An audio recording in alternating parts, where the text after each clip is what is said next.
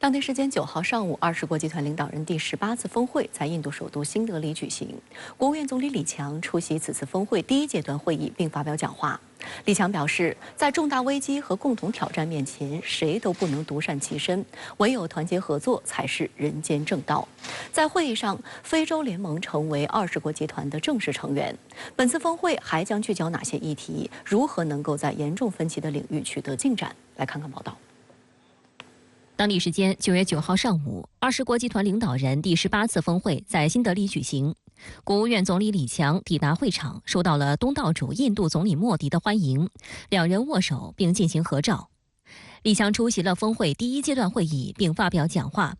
李强表示，基于对人类前途命运的思考，习近平主席提出了全球发展倡议、全球安全倡议、全球文明倡议。人类命运休戚与共，各国应当相互尊重、求同存异、和平共处。在重大危机和共同挑战面前，谁都不能独善其身，唯有团结合作才是人间正道。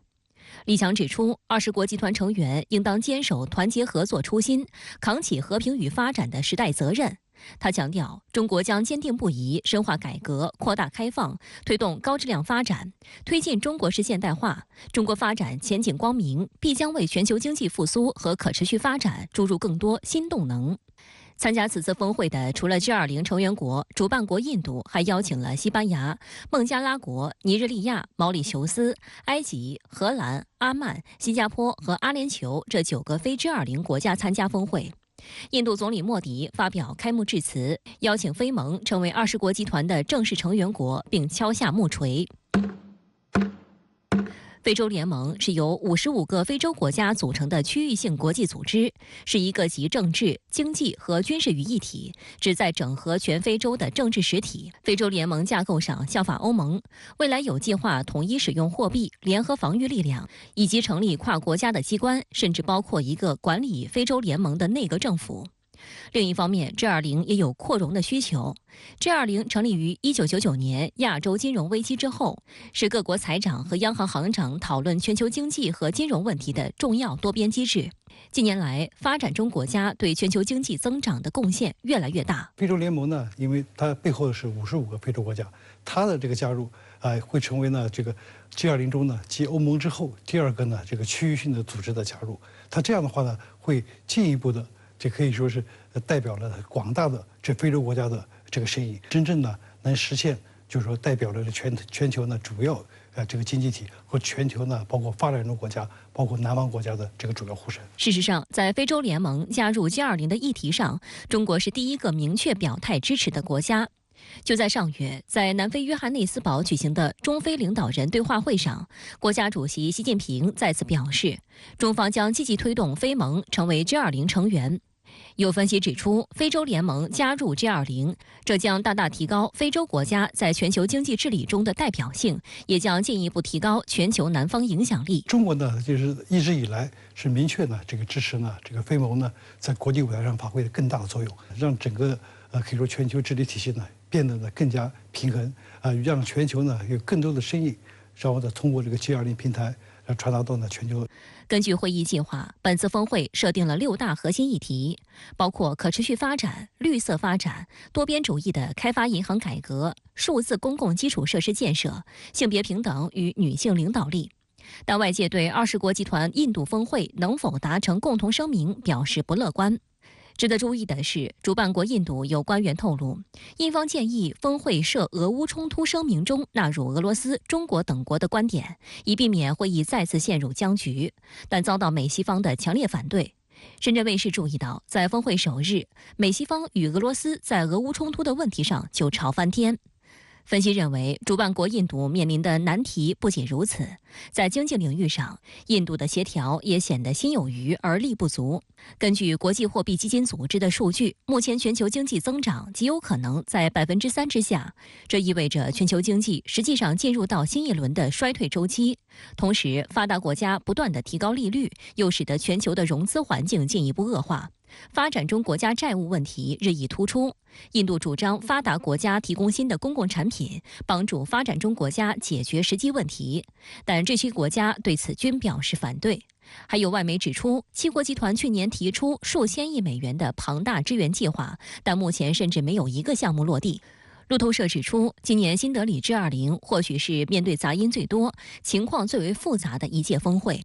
像美西方啊，特别是美国呢，这个也是这个提高利率，这个导致呢这个全球目前据现在统计，至少有54个国家是面临着这个严重的这个债务问题。外界注意到，从峰会的准备情况来看，新德里方面相当重视，很希望通过办好这次 G20 峰会来提升印度的大国地位。但常常宣称与印度站在一起的美西方，却在峰会前卯足了劲儿炒作分歧，想把自己的私货往这个全球重要经济合作平台里塞。据美国媒体放出的消息，美国总统拜登准备在 G20 上向发展中国家提出所谓替代中国的方案。美西方国家还以拒绝发表联合声明来要挟 G20， 谴责俄罗斯。然而，美方的做法显然将令峰会主办国陷入尴尬。印度外长苏杰生表示，不会全盘接受美方的建议。印度此前强调 ，G20 不是地缘政治竞逐的场所。值得注意的是，在最大的分歧点俄乌冲突方面，印度选择平衡外交的做法，俄乌领导人均未获邀到场。法新社用 G20 分裂来描述新德里 G20 峰会。联合国秘书长古特雷斯则形容 G20 大家庭功能失调。他呼吁各方在多个问题上寻求妥协，先从容易解决的问题入手。就是说，美国呢打乱现有的这个国际的这个生产链、价值链，这个可以说是人为的制造呢这个断裂脱钩，让这个世界呢经济呢蒙上更多的不确定性。据法新社援引消息人士的话说，9号与会各国外交官和代表就最终联合公报中的措辞达成了妥协。公报将提交给领导人，目前尚不清楚具体细节。该公报将于10号峰会闭幕后发表。渲染分歧、制造对立，美国搅局 G20 峰会的举动也延伸到了会场外。东部战区新发言人施毅陆军大校表示，9月9号，美约翰逊舰加渥太华舰过航台湾海峡并公开炒作。中国人民解放军东部战区组织海空兵力全程跟监警戒，依法依规处置。战区部队时刻保持高度戒备，坚决捍卫国家主权、安全和地区和平稳定。20国集团峰会9号在印度首都新德里开幕。印度媒体普遍期待这次主办 G20 将成为该国塑造大国形象的一次良机。美方也相当支持印度。拜登在抵达印度后就宣布支持印度成为联合国安全理事会常任理事国，而莫迪甚至在峰会上默默更换了印度的国家名称。G20 峰会开幕的第一天，多家印媒就注意到，印度总理莫迪当天在峰会上发表演讲，其身前桌签上的国家英文名写着 Bharat 而不是 India。新德里电视台称，这一细节传达出一个有关印度更改国名的强烈信号。据介绍 ，Bharat 可译为巴拉特或婆罗多，本是梵语词汇，字面意思是承载、携带，实际意为寻找光明、知识的人。该词根可追溯至古印度文献《往事书》和史诗《摩诃婆罗多》，也通常指印度古代神话中征服了整个南亚次大陆帝王的婆罗多。而 India 这个称谓则要到英国殖民时期才确立，历史相对短得多。法新社报道称，印度政府为这次峰会拨出了1.2亿美元的预算。对于基本服务严重匮乏、有8亿贫困人口的印度来说，这是一笔相当大的资金。印度总理莫迪还表示，为准备 G20 峰会，他在印度60个城市组织了200多次预备会议，有来自125个国家的近10万名代表参加。美方也积极协助印度塑造大国形象。实际上，美国印太战略的重要支点就是印度。当地时间9月8号晚，美国总统拜登抵达印度首都新德里参加 G20 峰会，这是拜登就任美国总统以后首次访问印度。法新社报道称，拜登乘坐空军1号抵达新德里的机场后，受到了宝莱坞式的盛大欢迎。身着飘逸紫色服装的舞者随着流行音乐翩翩起舞来迎接拜登。他随后立即与莫迪举行了长达52分钟的双边会谈。美联社提到，与拜登同行的白宫记者被拒绝进入双边会谈现场，会谈有关画面仅由印度官方媒体提供。美国《华尔街日报》报道称，美印的紧密关系成为新德里 G20 峰会的一大看点。该报还提到，21年前，美国因为莫迪在处理古吉拉特邦的铁腕手段，对此进行了长达12年的制裁。但如今，美印因为印太战略而前所未有的靠近。法新社甚至用形影不离来描述莫迪和拜登之间的关系。美国国家安全委员会印太事务协调员坎贝尔会后告诉媒体说，温暖的情绪取代了以前定义两国关系中的不信任和不确定感。That India has invested the most in deepening and developing a relationship with showed up and is engaged in every major initiative that will be rolled out over the next couple of days was both reassuring and gratifying for Indian interlocutors. 双边会谈后，美印领导人发表联合声明，重申了两国在多个领域的伙伴关系，包括贸易、晶片和量子等关键和新兴技术领域、供应链、核能和可再生能源以及教育等。双方在声明中表示，两国领导人呼吁各自政府继续努力，将多层面全球议程的各个层面转变印美战略伙伴关系。值得注意的是，美印声明提及，莫迪总理期待欢迎拜登总统出席将于2024年由印度主办的下一届四方安全对话领导人峰会。声明中最受外界关注的是美方支持印度成为联合国安理会常任理事国的内容。声明说，美国也欢迎印度竞选2028至2029年安理会非常任理事国的席位。实际上从奥巴马政府时候就开始呢，在文字上、在明面上承认或者说支持呢印度成为安理会的这个常任理事国啊。发展到现在呢，基本上美国每届政府也继续这个做这样的类似的承诺啊。但这种承诺呢，更多是文字上的，更多是这个口头上的啊。因为安理会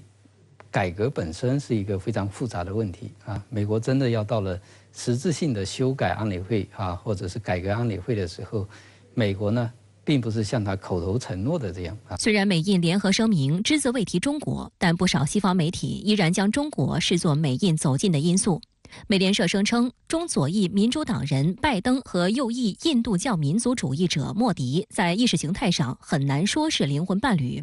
然而，为了联手遏制中国，双方愈发走近。路透社则称，尽管印度不是与美国签订正式条约的盟友，而且长期以来一直秉持独立的政策，但美国希望印度能够成为对中国的战略制衡。印度媒体还注意到，美印领导人联合声明提及的3项军事技术合作，其一是美国通用电气航空航天与印度斯坦航空有限公司就在印度制造通用电气 F414喷气发动机的商业协议谈判，美方称之为史无前例的联合生产和技术转让。其二是美印达成第2份船舶维修总协议，由美国海军与马扎钢船坞造船有限公司协助印度成为维护和修理前沿部署的美国海军资产及其他飞机和舰艇的中心。美方还承诺加大对印度飞机维护、修理和大修能力和设施的投资。其三，印度国防部发出采购31架通用原子公司 MQ-9B 无人机的请求书，包括16架天空卫士和15架海洋卫士，这将增强印度的情报、监测和安全能力。值得警惕的是，彭博社9月8号引述不具名印度高官称，印度最高军事指挥官、国防参谋长阿尼尔·乔汉约6周前下令军方展开一项研究，探讨美国及其盟国一旦卷入台海冲突对印度造成的任何影响，以及印度可能采取的应对方式。可能的选项包括发表强硬声明，为盟国提供后勤基地，甚至在极端情况下在中印边境发起争端，以分散中国军事力量等。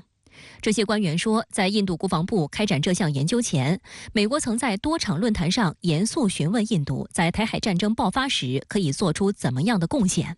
针对印度研究所谓台海冲突的应对方案，外交部发言人毛宁9月8号重申，台湾是中国的一部分，台湾问题是中国内政，如何解决台湾问题是中国人自己的事，不容任何外部干涉。美国在各种场合炒作台湾问题，制造紧张，挑动对抗，企图推动台湾问题国际化，是非常危险的。维护台海和平稳定最有效的办法就是恪守一个中国原则，旗帜鲜明的反对台独。法国《世界报》指出，莫迪接纳了一些高难度议题，显示印度有意将 G20 用作莫迪的竞选工具。实际上，印度总理莫迪已经开始了竞选活动，他期望在定于2024年上半年举行的大选中赢得第3个任期，并期望他的外交活动能够助他一臂之力。本来，印度是应该在2022年主持 G20 峰会的，但是印度和印度尼西亚调换了主席国的顺序。莫迪希望利用 G20 峰会这个舞台向选民们表明，他已经让印度这个南亚巨人重新成为了世界舞台上的伟大的国家。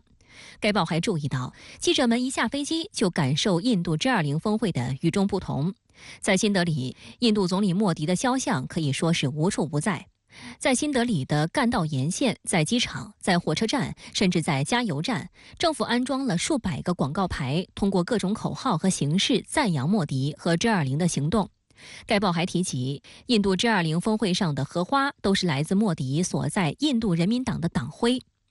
法国国际关系研究所研究员伊莎贝尔·圣梅扎尔认为，印度的雄心是成为一个能够在全球范围内承担责任并能够影响最重要的国际谈判进程的大国。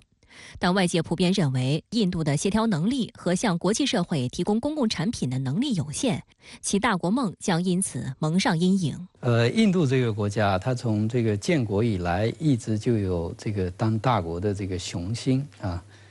尼赫鲁都说过的嘛，印度要当这个有声有色的大国啊。到了莫迪这个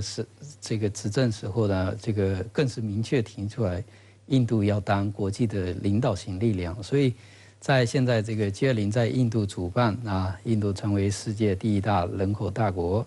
然后印度的这个航母下水啊，印度又这个登陆月球等等一系列成就。取得这些成就之后啊，印度领导人自然而然的这个争当这个世界性大国的这个雄心呢，我觉得又一次的被激发出来。相关话题来连线香港城市大学教授王江玉。王先生您好。G20 峰会今天在印度开幕，那对于这次峰会，外界普遍认为各方存在较大分歧，成果不及印尼巴厘岛峰会。那您对这次峰会有何观察？这个问题呢，其实也说明这一次 G20 峰会的一个特点，就是时代变了。G20 作为一个国际组织，在1999年成立，那么它的真正的高光时期呢，就跃上世界舞台呢，是2008年，当时美国呢是它的主席国，然后呢，美国呢和西方国家正在经历非常严重的，可以说是有史以来最严重的国际经济危机之一。那个时候呢，美国是需要包括中国在内的这个所谓的这个新兴经济国家的帮助的。那个时候呢，中国也采取了很多措施去帮助美国的克服经济危机。那个时候呢，可以说在全球大国呢，它是彼此之间是存在善意的，而且呢是可以说是有团结的这个精神在内的。但是现在时代已经发生了很大的变化，你们现在中美的这种地缘政治的对抗竞争已经到达一个相当高的层次，而且中美之间的互信呢，也因为贸易战了，也因为美国对中国实施的这些种种的制裁呢，已经存在的是一种非常薄弱的这么一个状态。在这个时候呢 ，G20 如果要通过一个重大的决议的话呢，就比较难了，因为 G20 的它的特点呢是它作为一个全球的这个各国的首脑的论坛呢，是需要各国达成一致才能形成有意义的协议的。那在这种情况下呢，尤其是大国之间的信任度非常的低，地缘政治的竞争非常的激烈，所以呢，我们不期待这个峰会呢会达成特别有意义的、特别有影响力的、有分量的成果。但是另外一方面呢，这次的 G20 峰会呢，也确确实实是印度的高光时刻，因为印度呢是希望向全世界展示呢，它能够举办这种世界级的会议，然后呢，能够邀请各国的领袖，然后印度的总理莫迪呢，能够与这个其他国家的这个领袖呢平起平坐，所以要展现印度作为一个全球的一个大国、强国的这么一个地位。这也有利于巩固莫迪在国内的他的政治地位，所以呢，这也是应该说从主办国印度的角度来讲呢，这也是另外的一个亮点。第三个呢，是印度长期以来认为自己呢是发展中国家的领头羊，是发展中国家的领袖国家，所以这一次呢，他也希望得到发展中国家对自己的地位的一个加持。有分析认为，印度想借20国集团峰会推进大国梦，尤其是从莫迪和拜登的互动来看，印度背离了建国时不结盟的传统。您对此有何观察呢？倒不能说印度已经背离了不结盟的传统，但是很显而易见的是呢，印度在过去几年的在外交上特别的活跃，而且呢，在各个层面呢与美国结成比较紧密的这么一种关系，所以有一种说法认为呢，印度现在和美国已经形成了没有正式盟约的同盟国家，那么双方在国防、科技、在生产链。在这个贸易、在投资很多领域呢，就是有了一个全方位的合作。那么它的一个原因呢，是因为美国呢现在有了一种对印度的有一种近乎歇斯底里的这种拉拢的态度，因为美国认为扶植印度呢，这个培养印度的实力呢，有利于造成一个能够和中国进行竞争的大国。那么甚至是希望印度呢站在前沿来对抗中国，那么来协助。美国对中国的这么一种遏制，那从印度的角度来讲呢，印度只不过是在借力打力，他在借助美国给他的这种种种帮助、种种援助、种种好处来强化自身的实力。那么印度呢，应该说，印度在很多方面是把中国视为第一竞争对手的。那么借用其他国家，尤其是美国的力量呢，自己强身健体，然后增强他自己与中国对抗的能力，印度也是乐见其成的。所以这个现象是很清楚的。那么美印之间走得很近，已经到了准盟国的这个程度。但是呢，这个印度认为这是他自己独立自主的决策的结果，还说不上是违反这个不结盟的传统。G20峰会开幕前一天，任内首次访问印度的拜登与莫迪发表联合声明，称美国支持印度入常。那您认为印度入常可行吗？美国支持印度入常的原因又是什么呢？美国在口头上呢是一直支持印度成为联合国的常任理事国的，这已经不是第一次了。而印度啊、日本啊若干国家希望加入联合国安理会成为常任理事国，也不是1年半载的事情了，应该说已经有几十年的历史了。那么对美国来说，支持印度加入联合国常任理事国是一件惠而不费的事情。那么美国呢，不仅仅可以争取印度的这个认可和感激，而且呢还可以甩锅，说印度不能够加入联合国常任理事国，这不是美国的问题，而是其他国家的问题，尤其是中国的问题。但是呢，美国在实际行动上其实并没有他所表现的那么热心了。我们看以前美国的多次的表现，就是说美国在口头上也多次表示支持，但是每当开始正式的程序的时候呢，那么美国就开始支支吾吾，美国的各种理由就出来了。那印度加入联合国常任理事国呢，这不是一件特别容易的事情，因为现在的联合国常任理事国有5个国家，大家很容易把它当做一个理所当然的事情，好像这5个国家是随随便便选择的，就是凭着自己的实力。那么印度的实力上来了以后呢，印度自然就应该加入。实际上从历史的角度讲呢，现在的联合国常任理事会的这么一种设置，尤其是5个具有否决权的常任理事国，它的设定呢，实际上反映的是通过二战所确定的战后的国际秩序。那么在二战之后，这5个国家在具有不同层面具有不同的角度的这么一种代表性。应该说联合国常任理事国有5个国家这么一个建构呢，是战后国际政治秩序的最基本的，是它的龙骨，是它的基础所在。那不可能说